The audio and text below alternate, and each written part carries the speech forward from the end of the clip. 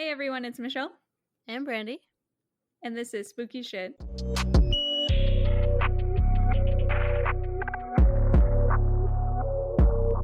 So this week we are talking about Ed and Lorraine Warren for the second time, actually. So I'm going to start out talking about the trial of Arnie Cheyenne Johnson.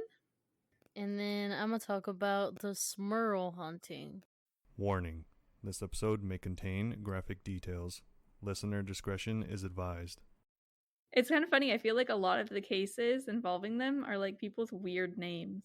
Because there's a Smurl. We talked about the Snedekers before. Just these really fake sounding names. Yeah. But anyway, so my story is going to have a little bit of a true crime element to it, but like I promise it's mostly supernatural. The trial of Arnie Cheyenne Johnson, which is also known as the Devil Made Me Do It case, is actually the first known court case in the US where the defense claimed that the defendant committed a crime while possessed by a demon. This case inspired The Conjuring, The Devil Made Me Do It, which actually isn't even out yet, and it has a planned release date of June this year. Because I thought it was out. I'd heard of it. Yeah, No, and but I was there's a bunch of excited. trailers right now. I literally just saw it on Facebook, the trailer. Oh, I haven't seen the trailer yet. I was like excited because I was like, really, I just wanted to watch a scary movie, I guess. So I was like, oh, cool, I could watch the movie to get ready for this. And I was like, oh shit, it's not even out yet. Just looking for an excuse to watch a movie and call it research, basically. I love that whole Like the world. It's not. No, yeah, like the Conjuring world with the Nun and all those movies, Annabelle. Like I love how they're all like semi-connected. I haven't seen like a lot of them because I've watched like The Conjuring and The Conjuring 2. I think I've seen The Haunting in Connecticut. I've watched a couple because also trying to find a case by the Warrens. I think that these are literally the only two that we have not talked about yet. Yeah, that's true. We can't do another episode on them. I think we've literally talked about like all of their cases that I could find. Yeah, I mean, unless we talk more about them, but yeah, but it wouldn't be as exciting as these hauntings. I'm just kidding. But yeah, I've like seen a lot of the movies because of the podcast. We'll like do it and I'm like, oh, I'm gonna go watch this movie now. And I like wanted to watch The Nun and Annabelle and stuff, but I couldn't find them. I think I was looking around Halloween last year and they weren't on Hulu or Netflix, but I should look again because kind of sounds fun to watch a scary movie right now. The Nun connects to The Conjuring. Yes, I like saw something. It was like it reminded me of Star Wars because they were like, "This is the order that came out. This is the order you should watch it in." And I was like, "What?" Yeah, yeah. it's I don't know. I love scary movies too. So me too. Yeah, I'll have to look those up again. Is The Nun based on a real story, or was that just they kind of just added it in? I actually don't know. Because if it is, that might be one Warren's case that we have not spoken about yet. there might yet be one more story. No, I think that was it was before their time though. Oh, okay. Oh, it was like a prequel kinda? Mm-hmm. Super Star Wars of them to do that, honestly. Okay, well, anyway. Before I even begin talking about this famous trial, I'm first actually going to talk about the suspected demonic possession of a little boy named David Glatzel. Ah, man, here we go again.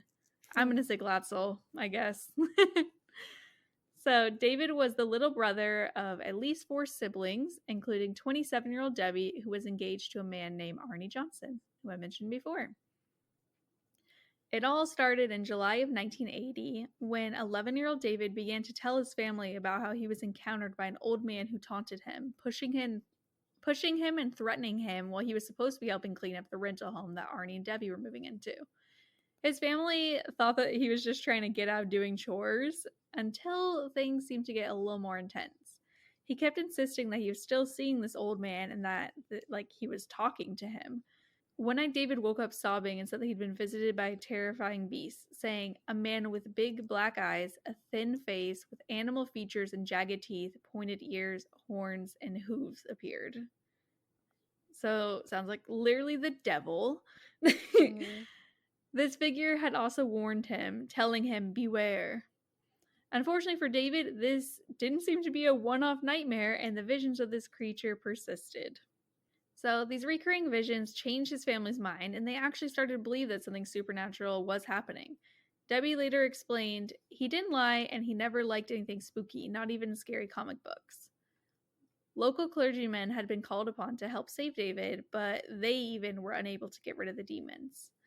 His parents, Judy and Carl, directly reached out to a priest from St. Joseph's Catholic Church to bless their home, but it didn't change anything. Eventually, Debbie actually asked Arnie to move in with the family so that they could help take care of David. David would kick, bite, and swear. At times, he experienced what felt like invisible hands trying to strangle him, and forces would, quote, flop him rapidly head to toe like a rag doll. I don't know what they mean by they flop him, like kind of moving him side to side, or flop means hit him. Just like flopping his little body around. I don't know, I thought that was weird. That's why I put a quote, because I was like, I don't understand this. Was he like floating? I don't fucking know. One time while sleeping on the floor next to David, Arnie and Debbie saw a green bone-like arm come up through the floor. Casual. I had no idea where to put that in my story, so I just put it here. It literally doesn't relate to anything. The family had begun to get desperate, and with the help of a pastor, reached out to a couple from the nearby town of Monroe, Connecticut, Ed and Lorraine Warren, who were both 54 at this time. Damn. Yeah. So we actually talked more about the Warrens in our first episode on them, which was called Ed and Lorraine Warren and a Ghostly Roomba. But just a quick little reminder for you all, they were both demonologists and would be consulted on demonic or ghostly investigations. Lorraine specifically was a clairvoyant as well. Initially, when the couple learned that David actually had a minimal learning disability, they thought that this may be the cause of his behavior, but after consulting professionals, decided it wasn't likely. They believed he was in the beginning stages of demonic possession. The first time that Lorraine spoke with David, she claimed she saw a black misty form next to him, and this told her that they were dealing with something of a negative nature. She also said as they sat with him, he was just hanging out, concentrating on drawing on his piece of paper, and then suddenly he would look up and they could just tell like it was no longer David that they were talking to. Ed said that there were nights when David would be yelling, ranting, and raving, and it would take 4 to 5 grown men to hold down this little boy because he had like unreal strength. Other times he would attack his mother, and once reportedly he even broke his mom's nose. Just hardcore. Hardcore. Yeah. I mean, it better have been demonic possession, otherwise that's fucked up. Once the voices that David had been hearing told him that Arnie was going to fall out of a tree, and of course he did shortly after, but thankfully he was fine. Like, I don't know what the fuck Arnie was doing in a tree. Yeah. They literally gave no other context than that. They're like, he said he'd fall out of a tree, and he did. I'm like, why was he in a tree in the first place? How soon after? He probably climbed it and was like, that ain't true, and then he fell. I know. I was like, if someone told me, hey, this demon said that you're going to fall out of a tree, I personally would not go in any trees. I'd be like, oh, I'll stay out of trees. Yeah. Not Arnie. He did not give a shit. David began to experience the feeling of being hit by something invisible, and red marks would actually spontaneously appear on his body after he'd complain about these. Like, witnesses saw him suddenly turn red. And Lorraine also later noted that on many different occasions, David would talk about murder and stabbings. Around this time, David's condition began to get worse. He was missing classes and had gained 60 pounds in just a few months. He would growl, hiss, speak in strange voices, and then suddenly recite passages from the Bible or the poem Paradise Lost. Family members would take turns staying up watching him at night, as he would frequently suddenly jump out of his bed and begin doing rapid sets of sit-ups for 30 minutes. Also, weird flex. I don't fucking know. I was wondering if I misread that. I'm like he was getting jacked. I'm so confused. That's what it sounds like. Right? Excuse he me. would all I know. I promise I'm not boring. Brandy's just been working all day. Yeah, I'm tired. David would also roll around and go into fits, whatever the fuck that means. Ed claims to have once witnessed him levitate, and these demonic attacks would last until sunrise. Just, when the fuck are you supposed to sleep if that's what's happening to you all night? Really awful. As time went on, the creature David had been having visions of was now showing up during the day too. He said it took the form of an old man with a white beard dressed in a flannel shirt and jeans. It doesn't sound that scary. It just sounds like an old dude. Yeah, I know. The attacks were growing more frequent and more violent, and David began to suffer from seizures. Also, in a weird ghosty turn of events, members of the family began to hear suspicious noises coming from the home's attic. I don't know how that fits in with the demon, though. I just thought that was random. It's Robert the doll. Oh my gosh, I forgot about Robert the doll. You don't remember? Did he, like, kill somebody's grandma or some shit? The grandma was like, lock him in the attic, and then she died. And then she died. Oh my god, you guys. Yeah, you guys need to listen to our creepy doll. I think not. I think not. We also talk about the Warrens in that episode too, because we talk about Annabelle the doll. Go back to that one. Yep. I don't remember the episode name, but it's old. So Ed and Lorraine, the stiff body. Creepy dolls and a stiff cloth body. Yes, that was it. Classic. Ed and Lorraine felt sure that David was possessed by demons, and in October of 1980, they even went so far as to call the Brookfield police, and they told them, like, yo, I'm pretty sure there's gonna be a fucking tragedy at the end of this. Which, obviously, they couldn't do anything about that. They were like, okay, that's exciting. I don't even know what they meant by, like, a tragedy either, but my impression was, like, they thought something bad was going to happen to David. I'm like, what the fuck is anyone going to be doing about that, though? You can't really keep an eye out for a demon? I don't fucking know. Maybe they shouldn't want to be held responsible if something did happen. They'll be like, oh, we warned you. So, by far, my favorite weird part of this story is when Ed claimed that a toy dinosaur that David had put together began to walk on its own towards the family, and it was saying in a deep voice, beware, you're all going to die. Okay. Yeah, so I think we've all been in a situation like this, but, you know, just threatening toy dinosaurs. They maintained that it was not an animated toy, like it should not have been able to walk. And another time, they'd been showing somebody the church where the later on exorcism was performed, and they were recording. And in this recording, you could actually hear in the same voice someone asking, "Why are you here?" So definitely a fucking demon. That's all I gotta say. Oh my god, imagine being a demon and possessing a toy dinosaur. It's really fun. You're not living until you...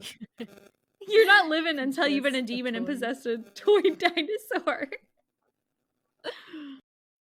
3 lesser exorcisms were eventually performed on David. I don't know what they mean by lesser, but this is just how the Warrens described them. They claim that the first exorcism took place at St. Joseph's Catholic Church, and they were able to confirm that there were 43 demons possessing David. And he was actually able to name them all. I mean, not our most impressive, honestly. In some of our possession episodes before, I think. Didn't one of yours have like 1,000, Brandy?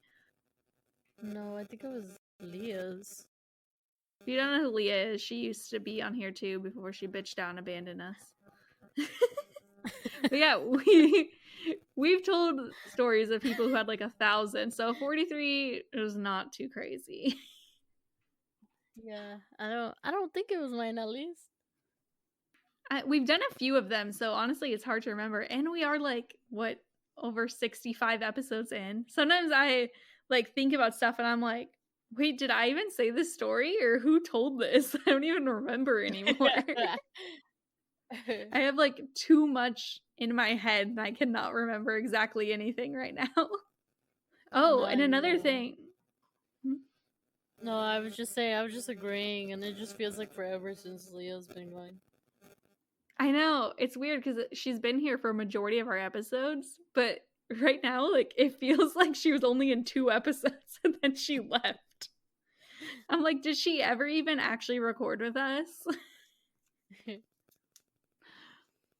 Another thing was Ed actually didn't even call these like demons. He said that it was 43 devils in David. I didn't know that there was more than one devil. Me either. Maybe he was just exaggerating. I don't know. I mean, technically, demons are devils, aren't they? Are they? I'm not familiar with religion things as far as demons go. Any exorcist out there, feel free to email us. Let us know. I guess that would make angels God too, you know? So maybe not. Blasphemous. You're going to hell, Brandy. Dude, we were watching that. I'll see you there. We were watching the Great British Bake Off, and this one dude was like talking about going into judging, and it's funny because he was like he like does stuff in his church and stuff, so it was weirdly blasphemous, but he was like, I feel like Jesus right before his crucifixion, and we're like, wait, I don't think you're about to be like tortured and murdered, you're just being judged for your cake right now. It was just a really dramatic statement to make on a baking show. Anyway, so Ed says that this first exorcism was a failure, and that afterwards David refused to get in his family car and ran away, and that he had a knife and tried to kill his mom and grandma. What the fuck? I know! Fucking rude ass. This exorcism was reportedly attended by 4 priests, but according to Father Nicholas Grieco of Bridgeport, David's case was investigated, but he denies that any exorcisms actually happened. Even weirder, all 4 of these priests who were supposedly there for it refused to comment publicly and were transferred to other parishes. So I think they definitely did it, and they just didn't want to get in trouble for performing an exorcism. Sketch. Yep. Also during this exorcism, they learned that the demon they called the Beast was actually back at the house. So naturally, Ed went back to go look for it. He said he went through the house, sprinkling holy water, and when he arrived in a room with a rocking chair, the rocking chair suddenly began to move and rock violently back and forth on its own. He claims that he also heard pounding sounds coming from around the house and a growling coming from the cellar. And nobody else was home at the time, like it was just him. Just him and the Beast, I should say. During the exorcisms, David would swear, levitate, and reportedly even stopped breathing once. He may have even correctly predicted a murder that happened later, and he once attacked a priest. I'll tell you more about this murder later. Unfortunately, all the exorcisms did not seem to help. Not long after all these exorcisms, Arnie actually got into a car accident where he claimed a demon took control of his car and forced him off the road and into a tree. Thankfully, he was not hurt in this incident. And Lorraine described how when one of the priests woke up in their own bed after meeting David, they found that their pillow was soaked in blood. What the fuck? Yeah, so according to Ed, these were both basically just like warnings from dark forces, like to scare the priest and Arnie and to make them stop trying to look into possession and like help David, you know? There's like, fuck you, I can make you crash your car, I can make you wake up in blood. Stay away from me, bitches. Yeah, that would scare me. Yeah, fuck no. As soon as I saw like any demons, I'd be like, oh, I'm not engaged to you anymore. I have nothing to do with your little brother's possession. He wasn't even like really, really family. He was just engaged to the sister and kind of got dragged into this. That sucks. I know. And going back to the like rental property I talked about earlier, I guess that there was like a well on this property, and I'm not sure if David had like an experience with this well or what, but for whatever reasons, when the Warrens arrived, they were like, Arnie, do not go near this well. And Arnie, being a young dude who was just being stupid, decided to go investigate it anyway, not long after his car crash. He recalled later that while looking into the well, he made eye contact with a demon that was living down inside of it. Bro, Arnie, if you don't break off this engagement, I swear to God, it is not worth it.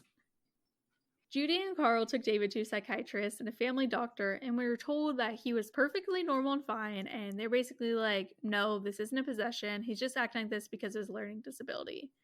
But that's weird to me, because I'm like, what learning disability has the same symptoms as a demonic possession? He just starts levitating, and they're like, it's just ADHD. He's fine. I'm like, what do you mean? These are not similar things. But anyway, David was then enrolled in a private school for disturbed children. Just fucked up. It's just not so bad to say a school for disturbed children. I am disturbed. I am disturbed. This is my school. By this point, Debbie and Arnie could no longer handle living in the home, and they had actually moved out. So now moving on to mostly Arnie. Arnie lived in the small town of Brookfield, Connecticut, which had a population of just 13,000 people. So super, super, super fucking tiny. In 1980, he was only 18 years old and a tree surgeon. I thought this was so random because, Brandy, you obviously remember, and maybe our listeners remember, we talked about Tom Connolly in our episode Crazy Survival Stories in Jungle Child. And he was also a tree surgeon and nearly died on the job. So, yeah, before these two stories, I actually had no idea that this job existed. So I thought it was kind of like fucking random that this person was also one. And I was like, oh God, what if he almost died there too? Wait, it's a dangerous job. It is. And also, I just realized that's probably how he fell out of a tree, Brandy. Oh, it's probably at his work. Oh my gosh. So you should all listen to that episode. Basically, someone almost kills himself on accident on the job. And it's one of the more gnarly stories that Brandy has shared with us.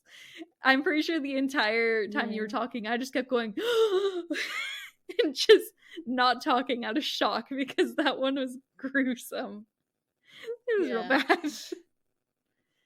And also, if you don't know what a tree surgeon is, because I didn't even explain now, it's just someone who has to take care of trees and you like keep them healthy. I'm saying all this extra shit, but I didn't even say what the job is. You just take care of trees and you can get seriously injured, like Tom Connolly. Fuck, that story was crazy. You guys should all listen to it. Yeah, anyway, definitely. Got sidetracked. Oh, that was also Leah's last episode, I think. Was it?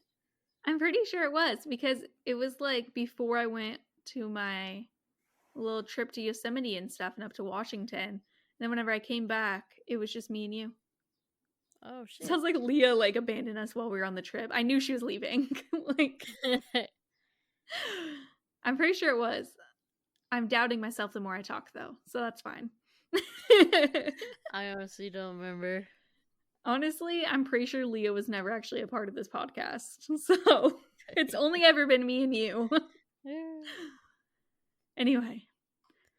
So throughout his life, Arnie had been like a pretty good kid. He played Little League Baseball. He sang in his church choir. He liked fishing and worked for a while as a paper boy.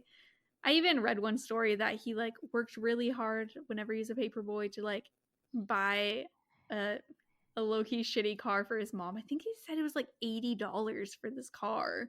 Damn. It was like run down and stuff, but she had to walk to work. So he was like, oh, here, this is for you so you don't have to walk anymore. So he's like a good kid. I do want to say, though, I'm not going to, like, this doesn't hint at anything. It's just everyone's talking about how good of a kid he was. And I was like, good kids do sometimes do bad shit, though. Like, how many serial killers are there where they're like, oh, he was super cool until you found out he was a serial killer? Like, true. It doesn't really tell you much. Like Ted Bundy. Oh my gosh. I was thinking about talking about Ted Bundy soon. I think that we should do, like, a well-known serial killer one. Ooh. Maybe next month. Yes. We already have a few planned out. Yeah. This month is almost over. Okay, this summer. How about this summer? We'll do that. All right. Bet. Okay, it's a plan. Arnie also later dropped out of high school to help support his family. So after the couple moved out of the Glatzel family home, Debbie was hired by a man named Alan Bono, who had just moved to town and managed a dog kennel. Thanks to him, the couple were also able to move into an apartment nearby to the business. Not long after the move, Debbie began to notice that Arnie wasn't acting like his usual self. She would notice that he'd go into like a trance where he would just growl and say he saw the beast. Once out of this trance, he would have no recollection of it. So this is already not a good sign. While Arnie's coworkers didn't notice any change, super, Debbie said that these trances occurred at least 4 separate times that she witnessed in the next 6 months. And similar things had happened to David too. As it turns out, Brandy, sometime before moving in an attempt to make the demons leave David's body, Arnie began to taunt the demons and try to get them to enter his body instead. He supposedly yelled at them, "Take me on, leave my little buddy alone." So the demons they took on this challenge and possessed him. They said, okay, bet. They're like, okay, for sure. Let's fucking do it. So, like, whenever I read this, I assumed that meant David was now fine, but apparently not. One article I read from about a year after he was first possessed claims that he was not doing so great. 6th grader David, who used to be described as smiling and open-faced, now appeared grim and grossly overweight. The article's words, not mine. I would never describe somebody as grossly overweight. That just seems a little fucking dramatic for a child. Mean. That's just rude. Like, come on, guys. That's just mean. He's just a little thick. But yeah, David still even had his demonic attacks, though less frequently than they had occurred before. Whenever possible, David would sleep with the lights on, and his mother was quoted as saying, "I ask, why us? And I still don't have the answer. But there is a God, and he will answer our prayers." I think he was able to recover and lead a normal life eventually, but I'm not sure how long it took, but it seemed like at least over a year for him to get back to normal. Brutal. On February 16th, 1981, Arnie called in sick to his job and instead joined Debbie at her work, along with his sister Wanda and Debbie's 9-year-old cousin Mary. Apparently this was like not too uncommon, where he would just call in and just go and hang out at Debbie's job. I don't know why. It's kind of weird. I guess it was just like the cool hangout spot was the kennel. Kennel or dog groomer, I should say, because I read conflicting reports on that. If it's a dog groomer, you know what? I'd want to hang out there. I'd want to pet all the dogs. Let's be real here. I would totally call in work to go and pet a bunch of dogs. Respect. So Alan showed up and took the group out for lunch, where he reportedly began to drink heavily. Around 6:30 p.m. that night, Alan and Arnie got into an argument. So the only place I could find like that they actually say what the argument was about was on Wikipedia, and the source was a book that I was not able to like actually read, so keep that in mind when I say what happened. But according to Wiki, after the group had gotten back from lunch, Debbie took the 2 girls to get pizza, but insisted they get back to the kennel quickly as she like thought something bad was going to happen. I don't know if maybe like Arnie and Alan like had a history of like arguing or something. But when they did arrive back, Alan was drunk and agitated. Debbie told everyone to leave the room, but Alan didn't and instead grabbed Mary and wouldn't let her go. Arnie came back and ordered Alan to let go of Mary, who ran for the car whenever he did. Debbie, meanwhile, was trying to calm the 2 men down, and Wanda was trying to hold Arnie back when he reportedly growled like an animal, pulled out a 5-inch pocket knife, and stabbed Alan in the chest and stomach several times. What the fuck? What the fuck? Alan later died of his wounds several hours afterwards. And not so fun fact, actually. This was the first murder to ever be committed in Brookfield. And this is the murder that I mentioned before that David reportedly predicted during his exorcism. Oh. I know. So I am so confused by Wikipedia's explanation of this. Why did he grab Mary? Why did Debbie originally tell everyone, hey, leave the room so she could be like alone with him? I don't know. Was he like mad at Debbie? Maybe like because Debbie like left with the girls to go get food and she was supposed to be working. I don't know. I was like so frustrated because I was trying to find all over like another person who wrote it because, you know, like Wikipedia, sometimes they don't put the full story, obviously. They just put all these steps that I was like, I feel like you're skipping details here. Like, why? What even happened? I don't know. I don't understand. But anyway, Arnie was found about 2 miles away an hour after the murder and was arrested and held on bail for $125,000. While police believed the murder had been over a fight, the Warrens believed it was actually the result of a possession. Lorraine actually called the police station the day after the murder to tell them her belief that Arnie was possessed. And Arnie himself claimed to have no memory of the murder or the 2 hours surrounding the murder. And he actually said that the last time he felt totally lucid was several months before, like whenever he looked into the demon-filled well that I mentioned. He's just been kind of like foggy since then. Yeah. And this is why you don't challenge demons. True. Supposedly, investigators did look into claims of a haunting, but in the end stuck with the more realistic scenario, that there was an argument, Arnie snapped, and he stabbed Ellen. Arnie hired an attorney, Martin Minella, and this attorney planned to enter a plea of not guilty by reason of demonic possession.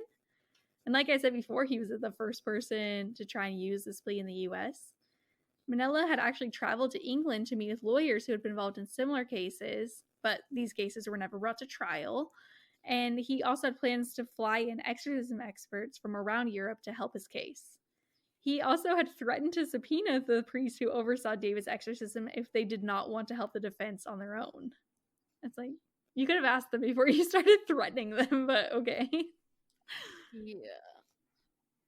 The defense team was also allowed to examine the shirt Alan had been wearing when he was stabbed, and according to the article I read, they noted that there was a lack of blood, rips, and tears, which they thought could support the idea that there was a demonic element to the murder. And I thought that was interesting. I'm like, what do they mean by a lack of?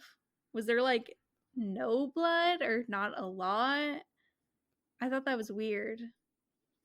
Was he topless? Maybe. So this case basically blew up in the media, in part due to the Warrens publicly talking about writing books and movies on the possession, and soon Minella was receiving calls from all over the world. The case was dubbed the Demon Murder Trial and the Devil Made Me Do It case. Not all of this attention was positive, though. Minella and the Warrens began to get mocked by their peers, and some people said they were just trying to profit off of a tragedy. One mentalist, and I had to look up what a mentalist is. It's basically a person who appears to demonstrate highly developed mental or intuitive abilities, said that the Warrens have an excellent vaudeville act, a good roadshow. It's just that this case more involves clinical psychologists than it does them. Which is just like a really fancy way of saying it's all a show. Arnie's trial began on October 28th, 1981. Unfortunately for the defense team, when Minella attempted to enter the plea of not guilty due to demonic possession, the judge immediately was like, nope, that is not happening. According to the judge, that plea could never exist in the court of law since there was no possible way to prove it and because it would be irrelevant and unscientific. The defense instead chose to change their story to be that Arnie had been acting in self-defense when he killed Alan, which meant that the jury was legally not allowed to consider demonic possession as a contribution to the murder. By the end of the trial, the jury deliberated for 15 hours over the course of 3 days before finally reaching a verdict. On November 24th, 1981, Arnie Cheyenne Johnson was found guilty of first-degree manslaughter. He was sentenced to 10 to 20 years in prison, although he only served around 5. And Arnie and Debbie actually stayed together through all of this and ended up getting married. Wow. I thought that was interesting. I thought if not possession breaking them up, murder would, prison would, but nope. They're chilling. That's real love.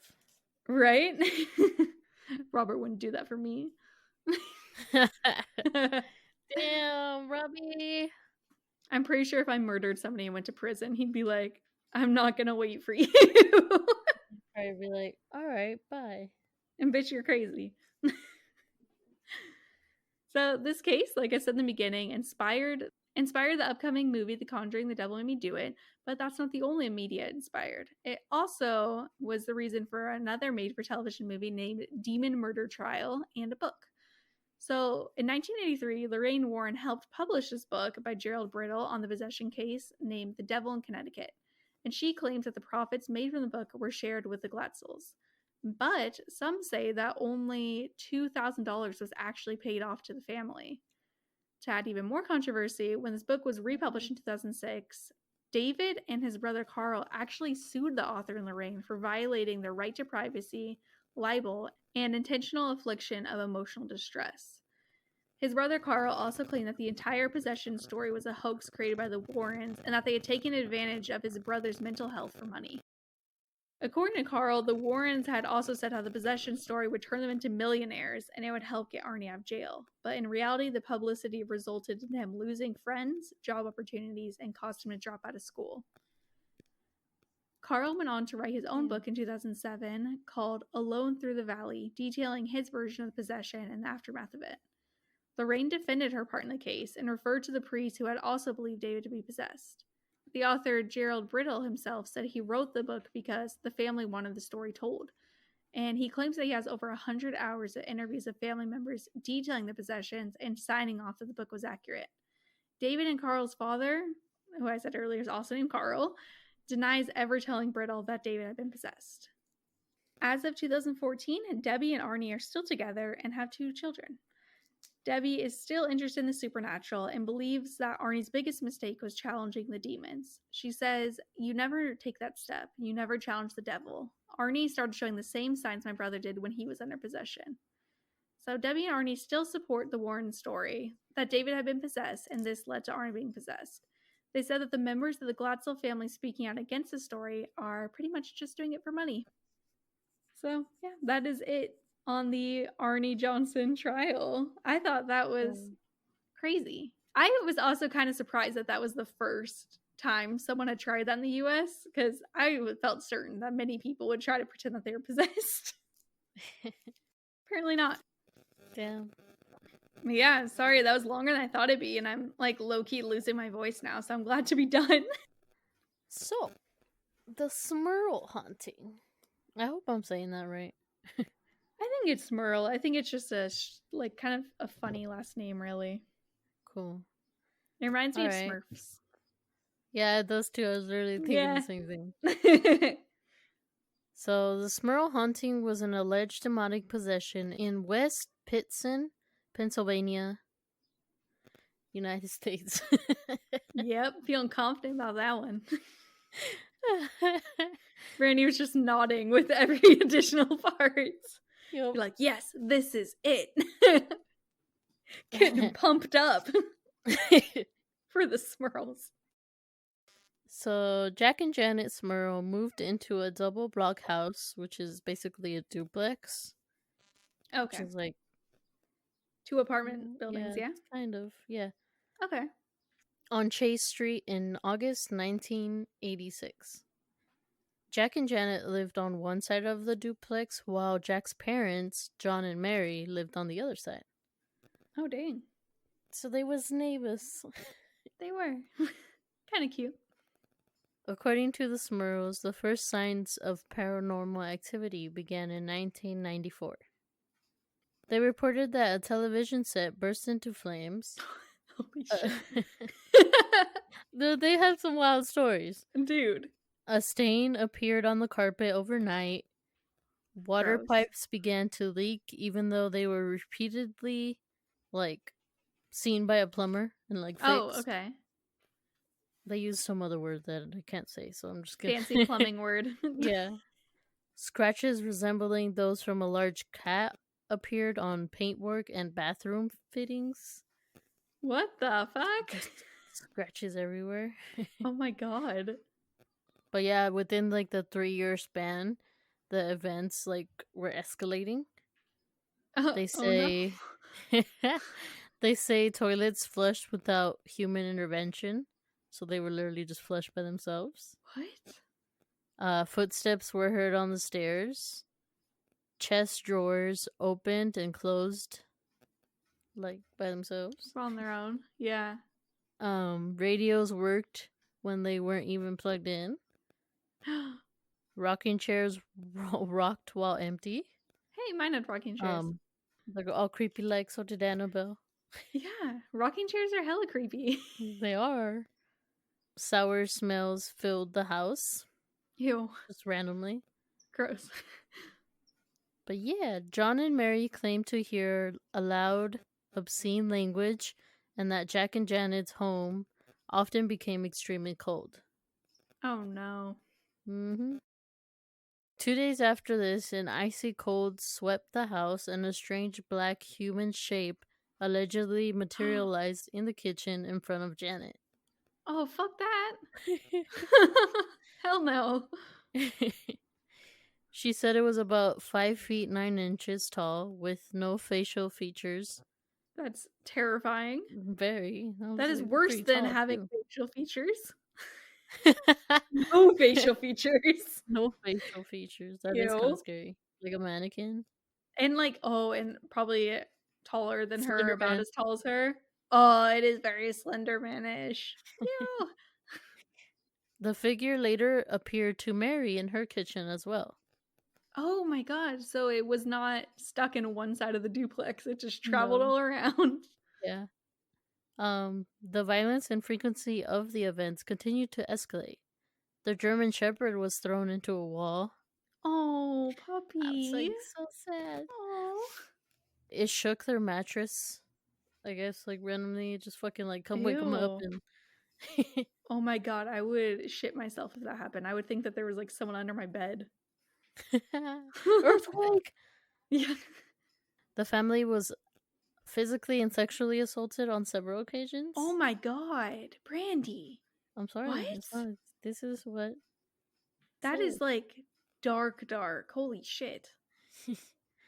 So, yeah, the family ended up inviting the infamous demonologists Ed and Lorraine Warren to take a look at their case. So, yeah, they did their whole, investigations and all that, and they announced that the house was haunted by 3 minor spirits and a powerful evil demon.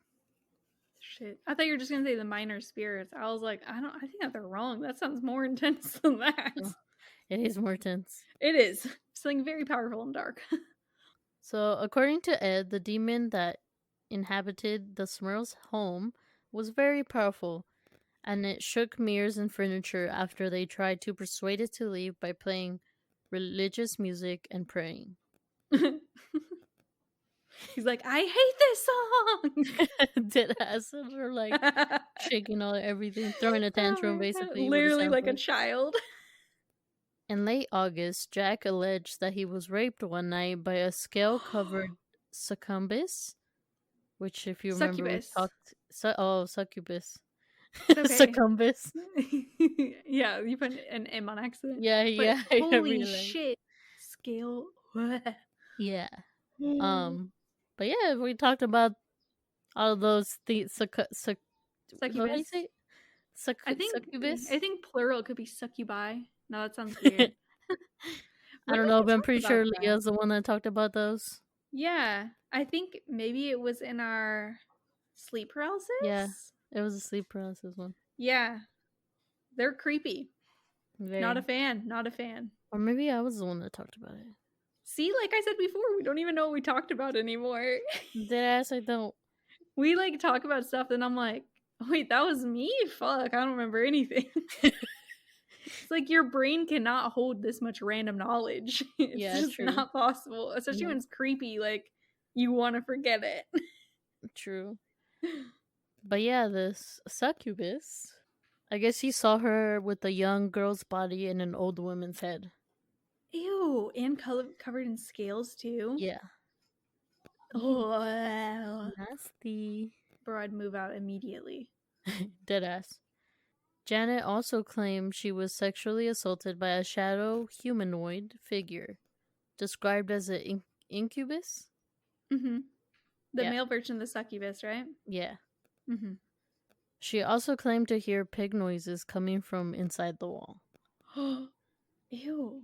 Yep. I don't know why that's creepy. It's like there's a demon pig in the incubus.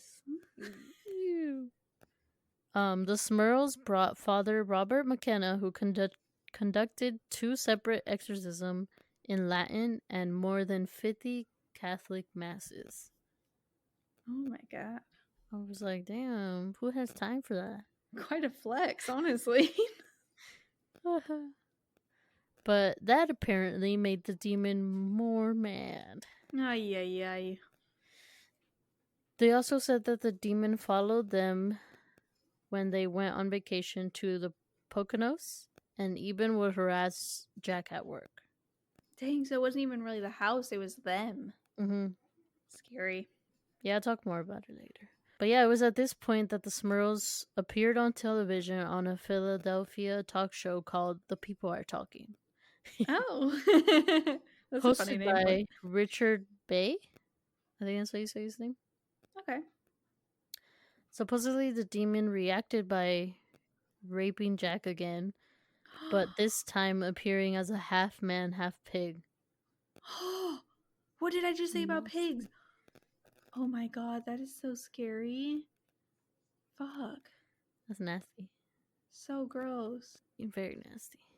While Janet was throttled and yeeted about by invisible forces. Oh my god. She did. They savage. They were like, do not fucking talk about us. Scary.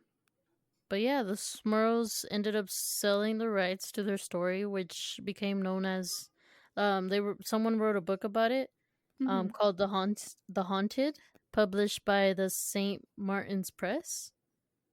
Okay. And in 1991, 20th Century Fox released a movie based on the Smurl haunting by the same name.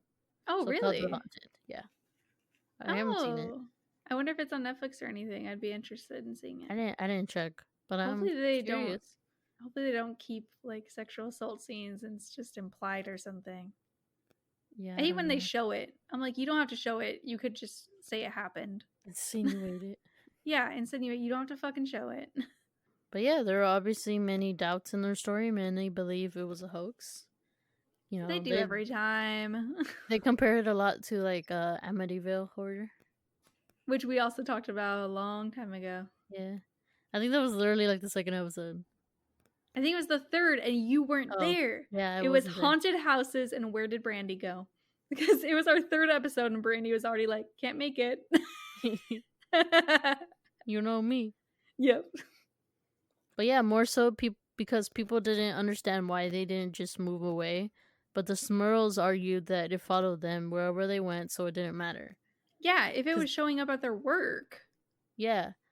Well, they had gone on vacation for like a week, and it literally like it followed them there. Like they didn't even have a good time. That is scary. And according to the movie, the Smurls moved some years later, only to have the spirit follow them. They were haunted until a church-sanctioned exorcism finally ended their horror. Oh, fuck. So it wasn't even the Warrens. Yeah.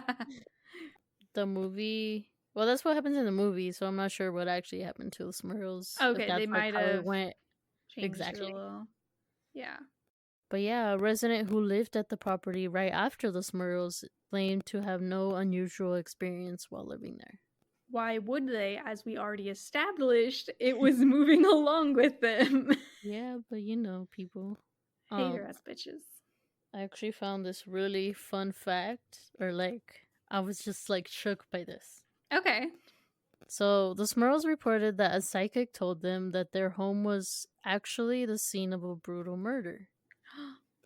It was later found that it occurred decades before and blocks away from the Smurls' house. Amityville was also hyped around that same time, like so they put their case under more scrutiny. Of course. But one coincidence between Amityville and this case is pretty wild. Okay. The name of the West Pinston murderer, so like that murder that they were talking about. Yeah, that was nearby. Yeah, that happened nearby. His name was Lutz, which is the same last name as the family from Amityville. What? You said Lutz and I remembered. Yeah. I was like, what the fuck? That is like a really weird coincidence. What are the odds? Yeah. If your last name's Lutz, sorry. You're not going to have a good life. But yeah, I guess this murder, he bludgeoned his wife to death with the hatchet. Oh, holy shit. Okay, that was suddenly graphic with that warning. Sorry. But yeah, I was like tripping. I was like, what the fuck? That's crazy. That is such a weird coincidence. Yeah, you should all go back and listen to our Amityville episodes whenever we are fresh podcasters. But that case was super interesting too. Yeah, very cringy for me, but you can listen and laugh at me. True. But yeah. That's creepy. Also, I hate the stories where they're like, the Warrens showed up and you're like, oh, thank God. And they're like, didn't do much though. And I'm like, oh, fuck. Yeah. They just kind of, Lorraine kind of co-wrote the book that came out about their story. Because she was like, they were involved, but it doesn't look like they were able to do anything. That's scary. Because you kind of just assume like the experts come in and it's handled. Yeah. What do you do if the experts come in and it's not handled? True. Hate your life. I wonder if they're going to end up making a Conjuring movie about that. Probably. Maybe. They're on the right track. That was in the 90s, you said? I forgot already. Okay. Well, mine was back in the 70s and the 90s. Okay. Yeah, because mine was in 81, and that's the movie coming out now. So maybe in a few years we'll be getting one about the Smurl family. Hopefully. We shall see. Yeah. That's it on the Warrens for a while, though, because I think we've discussed literally everything that we can about them at this point. Yeah. But anything to add, Brandel? No. Okay. So thank you all for listening. If you want to email us, especially if you have any haunted stories, please tell us. Our email is thespookyshit.pod@gmail.com. Our Twitter and Instagram are spookyshit_pod, and our website is spookyshit-pod.com. Let us know if you have any special requests. Rate us on Apple Podcasts, please. Leave us some reviews. Tell your friends to listen. And yeah, thank you all for listening. Talk to you next week. Goodbye. Bye.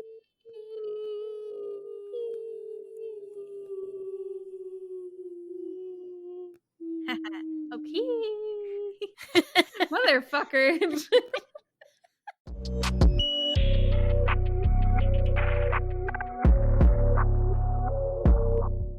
Hey everyone, it's Michelle. And Brandy. Sorry. What just happened? I forgot my name for a second. Not 10 seconds in, and Brenda. Sorry. You can do that again. Okay. You can leave it up to you. I'll put at the end, I think. Yeah.